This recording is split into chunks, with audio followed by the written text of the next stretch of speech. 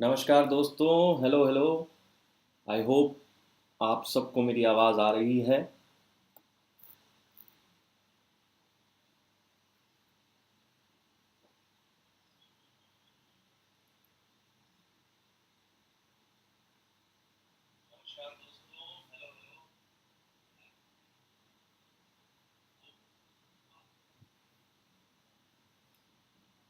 So welcome to the Hindu news analysis. आज अप्रैल 6 है और आज की कुछ अहम खबरें जो कि आपके यूपीएससी एग्ज़ाम की प्रिपरेशन के लिए बहुत ज़रूरी हैं, हम उनका एनालिसिस अब शुरू करते हैं। मेरा नाम राहुल है, आप देख रहे हैं one stop current affairs. You watching one stop current affairs. Please do like us, subscribe us, because it's very important that we continue to do this work. So let's start with the news analysis today. We have four stories today which we will be analyzing. One is the Russian foreign minister's visit to India, where he'll be meeting uh, External Affairs Minister Jay Shankar, and they will be discussing about Afghanistan. So he'll be meeting the EAM, External Affairs Minister. The second story is about the Rafale deal, the Rafale controversy, which has now erupted once again. Basically, a French news media outlet, Mediapart, has published a report in which they alleged that they quoted the French anti-corruption body, saying that the Dassault has paid 1 million euros to a company which played the role of a middleman in the Rafale deal.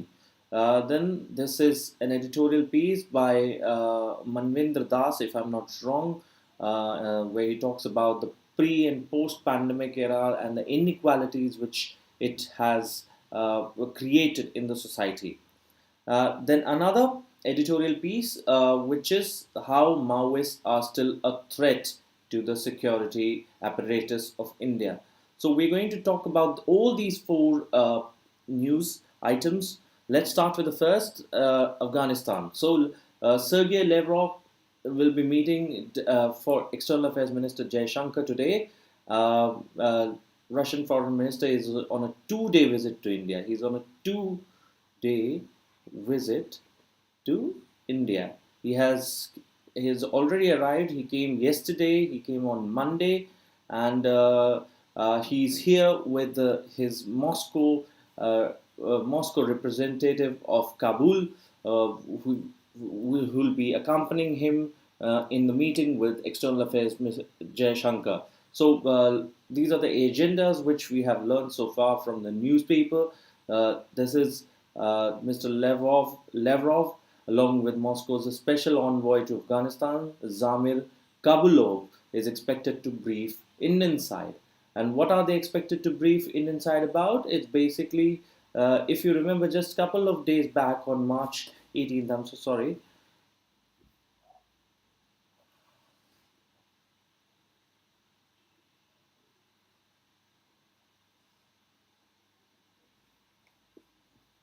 So sorry, I write here. So on March 18th, Russia invited multiple stakeholders who are engaged in Afghanistan peace process. In Afghan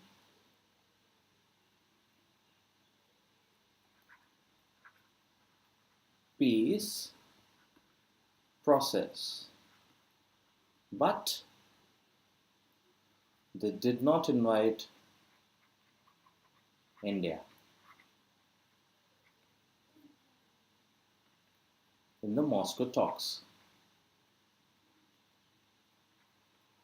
So that's why the Russian Foreign Minister, Mr. Sergei Lavrov, is here to brief the Indian side about the talks which took place in Moscow on March 18th. What happened there?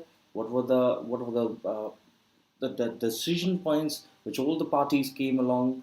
So Mr. Kubolov, who is the Moscow's special envoy is will be arguing for engaging Taliban for a fruitful negotiation, because Taliban is the biggest stakeholder in the Afghanistan peace process. Uh, uh, Let me tell you that it is between Afghan government and the Taliban, which is the entire peace process which is taking place, mainly because these two parties are the stakeholders as US plans to withdraw its troops as soon as possible. Now, why Russian foreign minister is in India? It is something which we should know. So, as I told you earlier, that on March 18, Russia held a summit on Afghanistan. This summit is called Moscow Talks. So, India wasn't invited to the talks, where many other stakeholders, including Pakistan, was present. Pakistan is playing a very important role in Afghan peace process. Uh, since the beginning that during the last administration, also Prime Minister Imran Khan, he met former President U.S. President Trump, and he basically using, a lot of experts, a lot of foreign experts believe that the Pakistani Prime Minister is using it as a bargain to escape the to escape the FATF sword, which is hanging over Pakistan's head for a very long time. So this is Pakistan's way of escaping or avoiding FATF sword, basically. Russia's foreign minister visit is interpreted as a move to update New Delhi on the issue. So Russian foreign minister's move is basically seen as a move to update New Delhi about the issue. Why New Delhi is so important, why it is so important to update New Delhi about it. And it tells you a lot that Russia sees India as a very important player in Moscow peace process.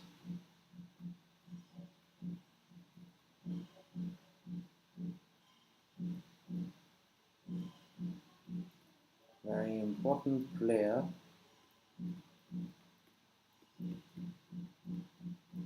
in Moscow peace process. We have a map through which we will make you understand why India is a very vital player, and why Afghanistan is so vital for India. But before that, what happened in Moscow talks? It's also important to understand what exactly happened. So, Afghanistan President Ghani, he pitched the idea of re-election, and Taliban, it outrightly rejected it. Taliban did not want any elections to take place in Afghanistan. They understand that there is a sentiment which is anti-Taliban. People on the ground do not want Taliban to return back with their old draconian mindset and rule the country like they used to govern it previously. So it is, they understand that the people sentiment are against them, but they want to retain power and they do not want democracy to thrive in Afghanistan. So, what has been India's stand on Afghanistan? Now, this is something which is very vital for all you UPSC aspirants, and specifically those who want to go in the Indian Foreign Services. So, basically, India has been time and again reiterating that the peace process should be Afghan led, Afghan owned, and Afghan controlled. And it should not be like uh, no other party should have much control over this peace process rather than the Afghani government or Afghani people or anyone else apart from Afghanistan. So, despite there are multiple stakeholders, there are stakeholders. Let's see who are the stakeholders in these talks. There is Afghan government, Taliban, US, Russia, Iran, Pakistan. These are the multiple stakeholders, and China also, and India, but from a very distance. Why? We will talk about it also. So India wants democracy to prevail and thrive in Afghanistan. India has always been in favor of democracy in Afghanistan. India understands that a peaceful Afghanistan is very important for the stability of the region. Is if Afghanistan is not peaceful, then it would be impossible to have any kind of stability in the region. Because what used to happen when the Talibani regime was there prior to 2001, there were a lot of tensions used to take place. Taliban used to be a terror hub, a global terror hub, where many terror organizations used to had their base camps, like the Al Qaeda had their base camp there. Many Talibani fighters used to come to Kashmir in those days to fight the war of jihad. So these things used to happen in those days. Now India does not want same things to happen like it used to happen in the late 90s or early 2000s. India want things to change, and they want democracy to thrive and prevail in Afghanistan. India will not take India will not like Taliban to control things in Afghanistan, as it will only strengthen Pakistan's position. As we all know that Pakistani Prime Minister has a vested interest in these talks. A lot of international experts call him the Talibani Khan. Why? Because he has been in talks with them. His party, his political organization, has been in talks with them and in terms with these Talibani outfits since the very beginning, and they have been engaging with them from US's position, and they have been trying to carve out a deal for themselves. So if things go in Taliban's favor then it will only strengthen Pakistan's position in Afghanistan. So what Pakistan can do? Pakistan can actually use these Taliban terror camps for training their own jihadis, and those jihadis they can later send back to the valley and create disturbances there. So this is why India has a very clear-cut stand that the Afghan peace process should be Afghan led, Afghan owned, and Afghan controlled. Now, this is the map. Now, this is Afghanistan. Please avoid these things. So, this is Afghanistan. Look at the position which Afghanistan holds in Central Asia. It is very important. So, this is India. This is Pakistan. This is China. This is Central Asian country, Turkmenistan, Uzbekistan, Kazakhstan, and this is Iran. Russia is somewhere here above, not on the map, but yes. So what's basically is it's a gateway to Central Asia. You can see that Afghanistan is a gateway to Central Asia, and India wants to enhance its relationship with Central Asian countries. It understands that it has a great potential, that's a great market there which Indians want to capture, and for that, India wants a route, a pass, for which India has even signed a deal with Iran. They have this Chahabad port deal here, from where they are connecting a rail network which will go to Afghanistan, and from there it will connect to Central Asian countries. But the problem is, if Taliban gains power in Afghanistan, it can anytime disrupt the train network services, and can result into colossal damage to Indian exporters or Indian business, the Indian business houses. So that becomes a problem for India. Whereas Pakistan sees Afghanistan, they want to control, they want to have total control on this side of their border, because they want to be in total control in Afghanistan. They want Taliban to have their own uh, Taliban to be the sole, the power in Afghanistan. With that, the Pakistani army will have a greater control in the region, and they will be able to, rake up the Kashmir issue as many times, or create disturbances in Kashmir as they want to. The, and for India's perspective, if Taliban gains power in Afghanistan, now this is something which is very important. If Taliban gains power in Afghanistan, as I told you earlier also, that Pakistan can send their terrorists or jihadis to Afghan Taliban terror camps, and from there they can send their fighters to Kashmir. So you can see that it's not very distant. Kashmir is not very far from Afghanistan. The borders are not very far, and the gateway is Pakistan. So it will be uh, very difficult for India to have any kind of control if to stop any kind of terror activities in the region. So India specifically wants an Afghan-led peace process, an Afghanistan government, Afghanistan people-led peace process. Well, the meeting between the Russian Foreign Minister and External Affairs Minister Dr. Jaishankar is not only going to happen on Afghanistan, the talks are also expected to take place on China too. Uh, well, the Russian Foreign Minister Sergei Lavrov he visited China last month, and where both countries have put a joint front against the United States because since the Biden administration has come to power, they have been putting a lot of sanctions on Russia, and they have been continuing the trade war which used to take place during former President Donald Trump's time. So he's continuing with the same policy. He's continuing to be strong against China, and he has started putting sanctions against Russia. So both countries came together and joined hands to, and they have come together to create a common front against the U.S. So this meeting will provide India an opportunity to share its assessment about the LAC. As we all know that last year in the Galwan Valley, the clashes between Indian and Chinese troops erupted, in which nearly 20 Indian soldiers martyred, and post which the situation between India and China remained pretty tensed. So now the situation is in February.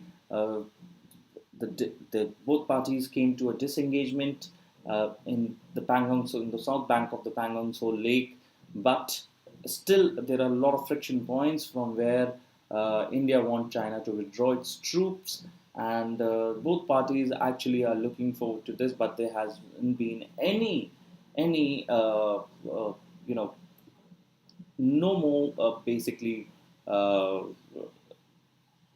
and the friction point continues to remain as it is. There hasn't been any further development in this regard. Now, coming to the second big story of the day is basically the Rafale deal. You remember that the Rafale deal in 2019 elections, it was a big issue. The Congress leader Rahul Gandhi, the then Congress president Rahul Gandhi, he used to uh, allege wrongdoings of the government in the deal. Now, what happened is exactly is a French media outlet, Part, French media organization, Media Part. It has quoted the French anti-corruption agency.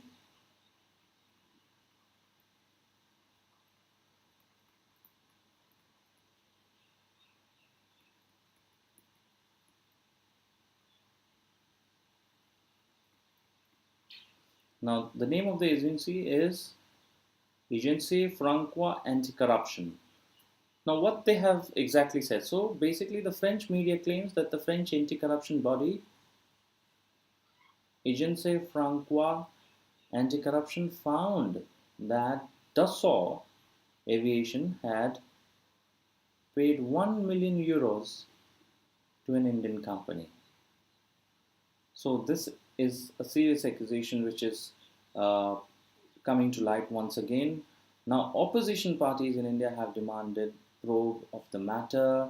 The Congress spokesperson Randeep Surjewala, uh, he has came out in public and he said that the Congress President Rahul Gandhi's allegations on the government remain stand still, and he is vindicated because the Supreme Court did not find any wrongdoing in the matter, and they said that they did not you know ask for any probe. So all these things now are erupting once again and the political corridors. So government cites Epic's court, calls French media report completely baseless. The government has also come out with a statement on this issue. Union Law Minister Ravi Shankar Prasad, he also came out and said that these reports are completely baseless. It does not hold any relevance. So this is the report which created quite a political storm in India. Sale of French Rafale jets fighters to India, how a state scandal was buried. So this is the report which published and created a lot of uproar in India. So basically what the controversy is all about and how this controversy has been taking place for a very long time. So basically I'm so sorry, there's a spelling error here. This is LE. It should be like this. So India decided to purchase Rafale aircraft in 2012, 2014. Dassault and Hindustan Aeronautics Limited signed a work share pact.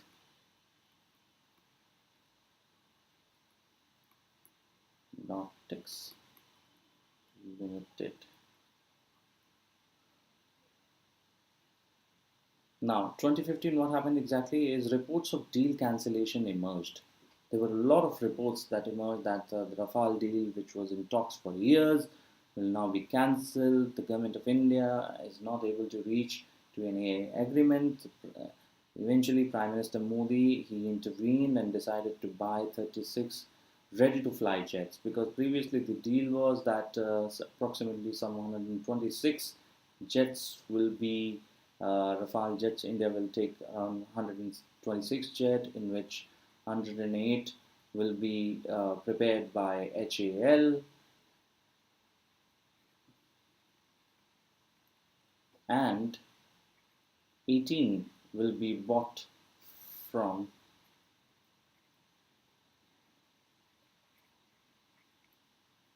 Dassault.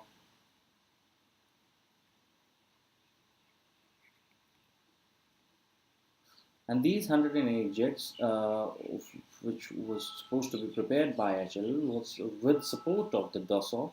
So they were the initial deal which was prepared was not only of buying these jets but also of technology sharing. 2016, India's Cabinet Committee on Security gave clearance to the deal. 2016 again, India and France signed an intergovernmental pact for acquisition of 36 ready-to-fly aircrafts in 7.87 billion euros. So in 2016, finally, the both governments came out and they signed a deal, and this deal costed 7.87 billion euros, which is in Indian terms, if you're asking, that is rupees 58,000 crores. Now, the opposition, they started accusing the government of causing huge loss to taxpayer because these aircrafts, as opposition has been claiming, were the government paid triple the price of what the UPA decided. In 2017, the Dassault announced partnership with India's Reliance Group. Now, this also created a lot of uproar uh, as the partnership between these two firms were announced to form joint venture named Dassault Reliance Aerospace Limited. Now we come to the third story of the day: the pillars of an equitable post-COVID India. So basically, this is talking about here the writer Mahendra Dev. He is the director and vice chancellor of Indira Gandhi Institute of Development Research. He's talking about how COVID has affected the livelihood and how it has created inequalities in the society. So basically, these all things he will be talking in detail, and we will be talking in detail as well. It's a very nice piece, but there are several suggestions which he has given. We will talk about them also, and whether they are practically possible or not, we have to see about that. So let's talk about this. So addressing inequality is pivotal. So basically, what he has done is the whole crux is this. So I gave this heading deliberately because he's talking about this issue only. So in post-pandemic world, addressing inequality is key to sustaining growth and well-being. So it is very important that inequality, which has you know widened in the in the in the pandemic era, because a lot of people have lost their job, a lot of unorganized sector workers have lost their livelihood, so inequality in the system has grown. So that's why he's talking about that it's key, addressing inequality is key to sustaining growth and well-being. You have to talk about inequality. You cannot take it out of equation if you want to have a developing country, a developing nation. So, writer claims that COVID 19 has shown growing inequalities in India. It has shown that the inequalities still persist in India and it is only growing. There is no way it is coming down. Writer cites Pew Research. Pew is an American think tank, and its report that India's middle class has shrunk to one third. Yes, this is very distressing news because this is also one of the factors that what has caused pandemic and where has actually worried the government also because there are reports that nearly 32 million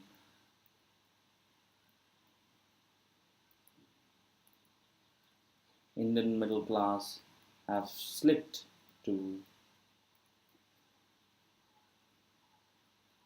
poor category as they have lost not only lost their jobs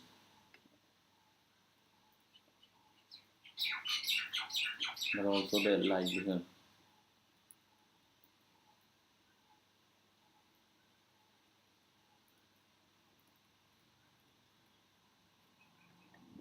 Not only that, income of poor people have declined further. It's not only that the middle class have suffered in the pandemic era, it is the poor which have suffered as well. Uh, that the Pew's Research Center report, which establishes that it has set a bar that a poor requires 150 rupees uh, a day to survive. Now, what has happened in the pandemic era that the income of poor has slipped down, and the poor, are not even getting this much of income. Private claims inequalities have been high in pre-COVID era. Inequality was already high in the pre-COVID era. There was an economic slowdown which was taking place, and the the economy was shrinking, it was tanking post the demonetization and GST.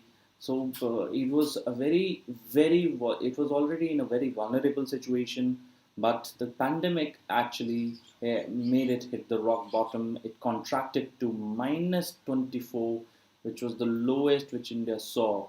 It never happened before.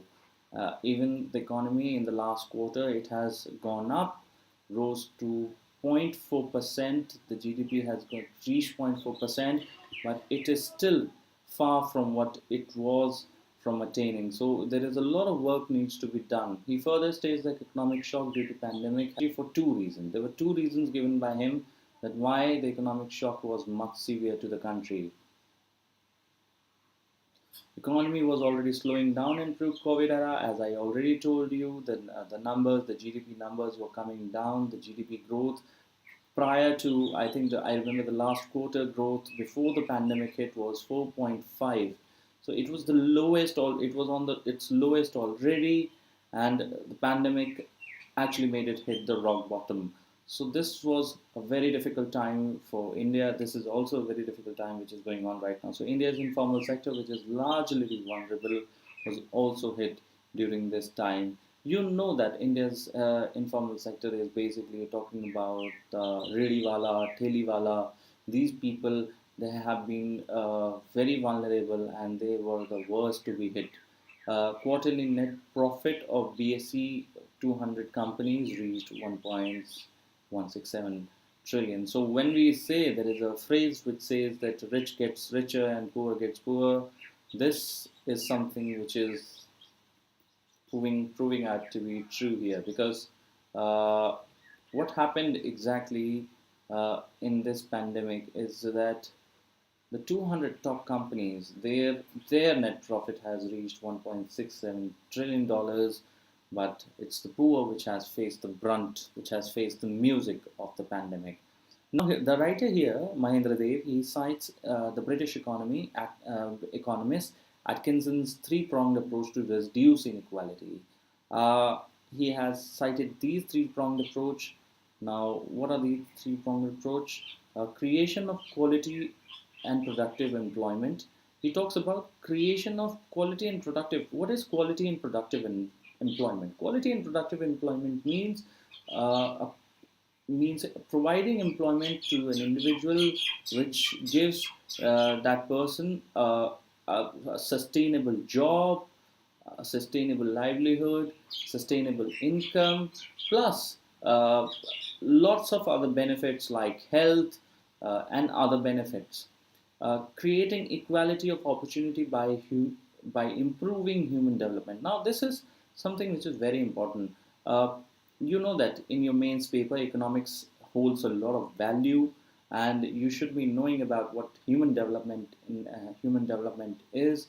So, human development is basically it's the development, the overall development when we take all the indicators which are there, like education and everything. It talks largely on the large scale. It's different from human growth. Human development is different. So it's the creating equal opportunity of improving by human of of creating equality of opportunity by improving human development. So it's the British economist says that there needs to be an equality of opportunities. Everyone needs to be given an opportunity to prove themselves. Now, the third point here is providing a quasi universal basic income and other safety nets. Now, this is something which is very vital. Basically, as I talked about, that the sustainable jobs, sustainable packages, and all these things need to be provided. The writer also talks about, the economist also talks about that there should be a basic income. It should not be below the market standard. Salary should not be below market standard. It should be meeting the market standards, and other benefits should be provided as well.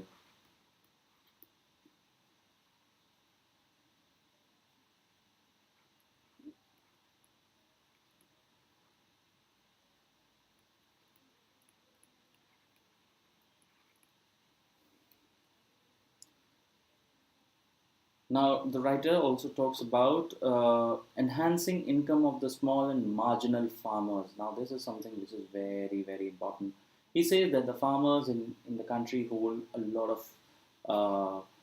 of progress in India. They are large in numbers. There are 47% of farmers in India, and which large number, approximately 85% of farmers are small farmers, marginal farmers, uh, who have who face a lot of difficulties. They do not have even 1 hectare of land, and which is quite problematic for them because their income they are already not getting anything.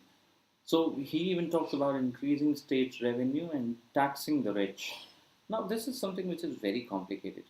If the writer says that more taxes should be taken from the rich, uh, it can create a lot of disruptions. There are two ways of leading an economy to handle a situation, and this is writer's opinion. In my opinion, what should be happening? It's rather than taxing the rich, what because it can demoralize them, the rich industrialists and everyone. Uh, we should tax them. We should collect tax from them properly.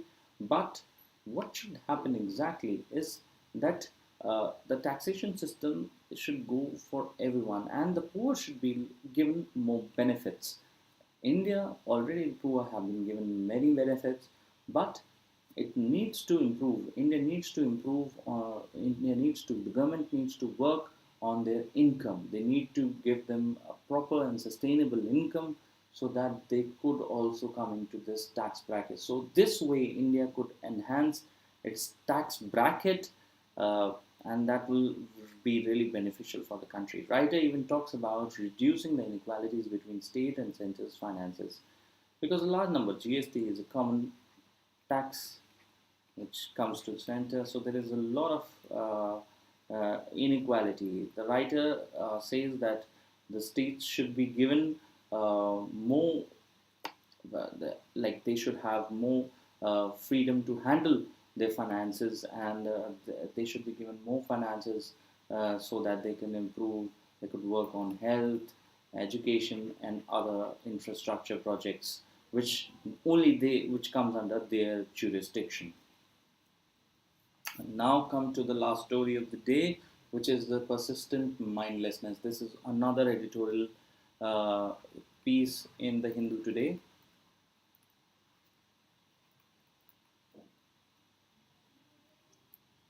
So it talks about basically Naxalism and the recent Sukma encounter. What it does, what it talks really. So it says that the Terem incident, the Sukma incident, it took place in the forest. The forest name is Terem.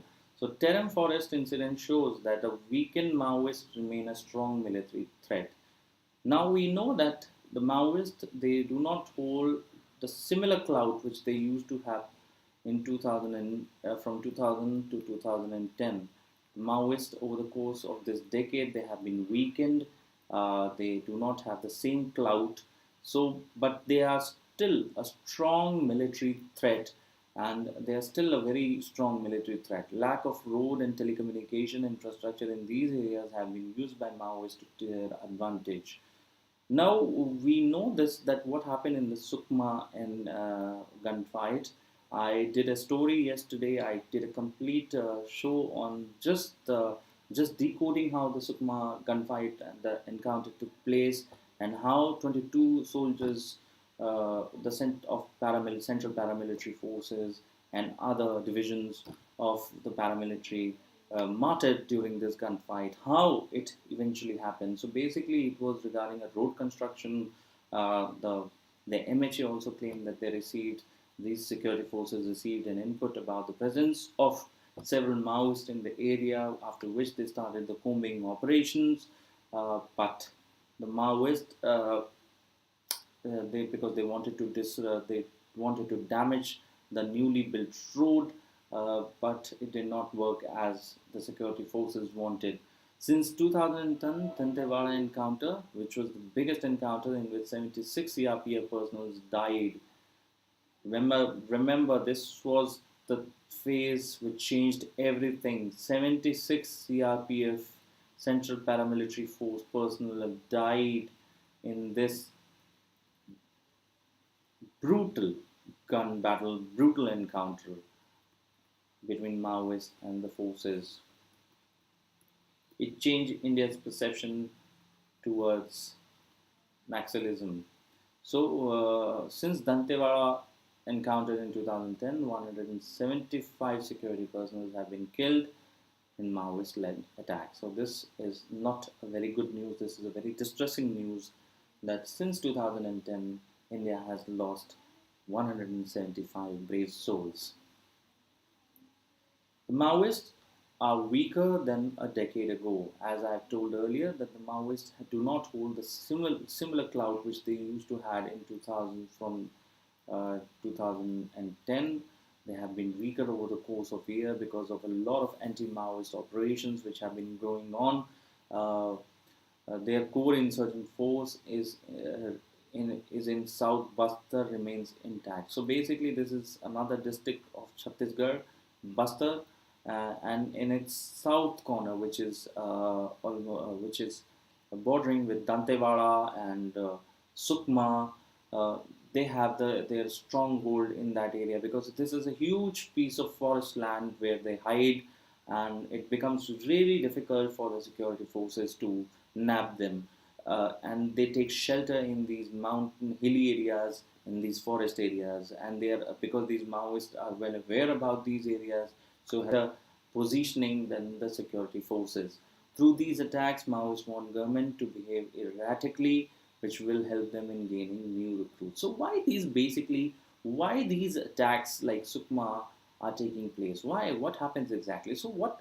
It's there, you need to understand what basically happens. So when an encounter like this happens, so there is a lot of pressure on the government which comes, and what government is forced to do is government is forced to nab the main culprit. So what happens is basically these agencies, central agencies, they what they happen, they nab accomplices of these Maoists who are basically the eyes and ears, and sometimes they also nab a few of the innocent people in which their feelings get hurt and a lot of things take place, and eventually they might sometimes turn into Maoists. So these things, so this is what Maoists are actually hoping that also happens, that the government and the agencies behave erratically so that they could help, they could gain new recruits, which is their whole idea. As the government of India and the agencies haven't denied that the mastermind behind the Sukma attack was basically laying trap for the agency, central forces this time. The tip off which the central forces, the central paramilitary forces got might be a trap from him. So this is the basic agenda behind it, that they want new recruits and they want government to behave erratically, which will eventually lead to them gaining new recruits for their agenda. Indian state realizes that Maoist insurgency can't be ended with violence. Indian state clearly knows this, that it cannot be ended with violence. Maoist insurgency cannot be ended with violence.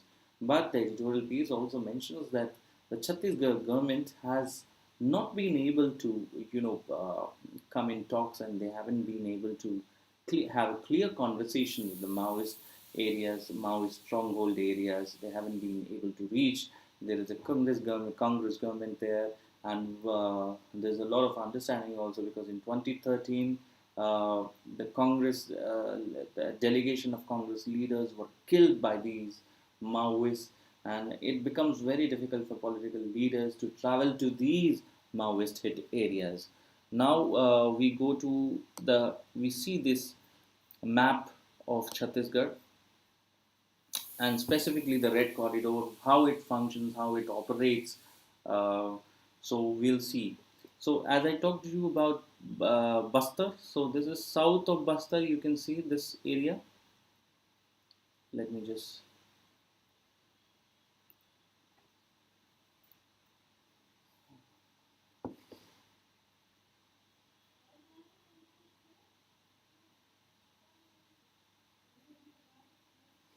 yeah. So this is the south of Bastar area, which is considered to be their stronghold. This is bordering with Orissa. This is Orissa. Sorry, I don't know why it is not working. Sorry. Yeah, Orissa. Now this is Sukma. So this is basically your red corridor. This is also bordering with Dantewada. You can see Dantewada here. You can see Sukma here, and you have this encounter which took place is basically somewhere here in near Dantewada, Sukma and Bijapur border. So these areas, basically the south of Chhattisgarh, is still a stronghold of the Maoists, because these are huge forest land, they are very difficult terrains, and they're very huge, large in size, and it's these areas, they often, these districts, these Maoists travel to. Largely they shift their post after having a face off with the central paramilitary. They either move to, if they're having a face off in Bastar, they move to Sukma or Dantewada. From there they move to Bijapur, or even sometimes what they do is they move to the next state, nearing state. They go to Orissa, or sometimes they also come to Andhra here, and sometimes they even enter Madhya Pradesh. So all these things are possible there. So it becomes very, very difficult for security forces to nab them.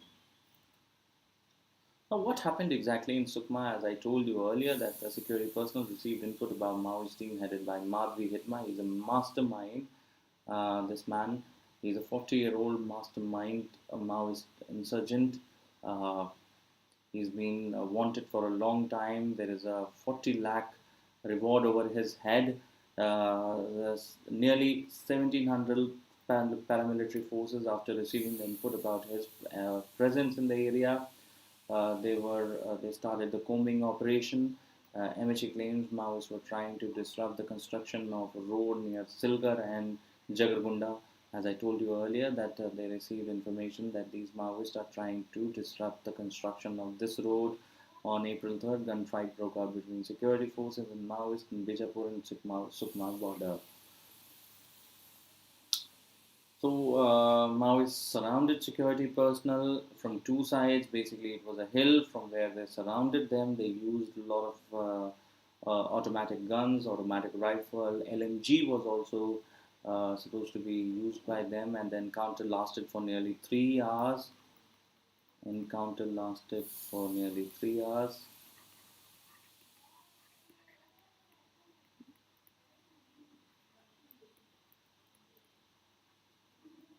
In which 22 soldiers, 22 central paramilitary officers, Jawans, they died. It included 7 commandos, 7 Cobra commandos, and one of them is still missing. There are reports that he is being taken as a hostage by these Maoists. Gunfight lasted for nearly 3 hours. Officials haven't denied possibility of Maoists laying a trap. So basically, the entire input which has been given to the security forces, the officials are saying that it might be a trap laid by the Maoists. So, this is your news analysis for today. Thank you for joining us. Keep watching One Stop Current Affairs. Do like and subscribe us, because it's very important that we keep doing this work and keep giving you important news analysis of the day. Thank you so much for watching us. This is Rahul Pandey signing off.